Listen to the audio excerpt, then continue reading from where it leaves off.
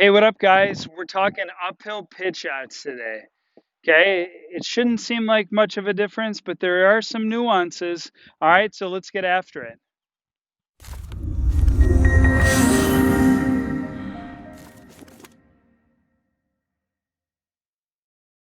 All right, so uphill pitch shots. Basically the same as if the lie is really flat, but there are a couple nuances. And the biggest nuance, obviously, is the slope. So with a normal pitch, everything is perpendicular to the ground as if the ground was like neutral, right? But if I get my spine set up the same way, I'm going to swing into the hill, okay? So the one thing you have to do is you have to commit. Are you going to go into the hill or are you going to go with the hill? Now, typically, I like to go with the hill because it's more forgiving and I like to feel the club glide. I love to use the bounce when I pitch. I'm not a big fan of using leading edge unless I absolutely have to. All right, so let's hit a couple shots here. I'm going to go to the middle white flag up there over the bunker, and I'm going to focus on just coasting and carrying this golf club. And I want to use the bounce and I want to get the club to glide along the ground. Okay. So from here, neutral left wrist, and I'm going to glide along the turf, and hopefully that gets up there and nestles up close.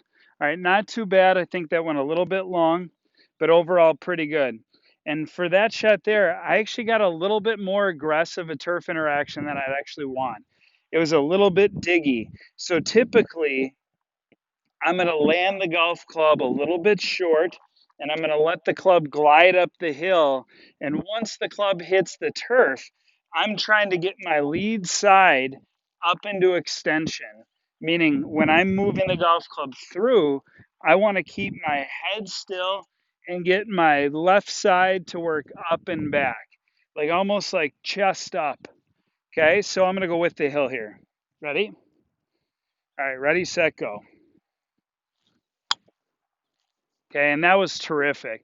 Like that's the exact turf interaction that I would be looking for. And that one came off a lot softer. Okay, so let's do this again. So we got a really uphill lie, and you can tell that because this thing wants to roll down, right? You can see this ball trickling. All right, so we'll get it to stop. Let's do the same thing.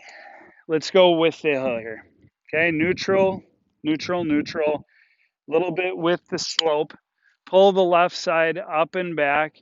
Okay. Good solid pitch shot. Okay. Now let's hit these last two balls and we're going to go into the slope. Let's say I got a nasty lie and I'm in a divot, and I have another one where I have a perfect lie. Okay. But I'm just going to go into the slope for whatever reason. I'm going to go into the slope. Typically, I'll go into the slope if I want to get the ball to chase more. So if I have a shot where the ball can run out more, I'll go into the slope, or if I have a bad lie. So this one here, same thing, except for I'm going to open the face a little bit more, and I am going to pop the slope.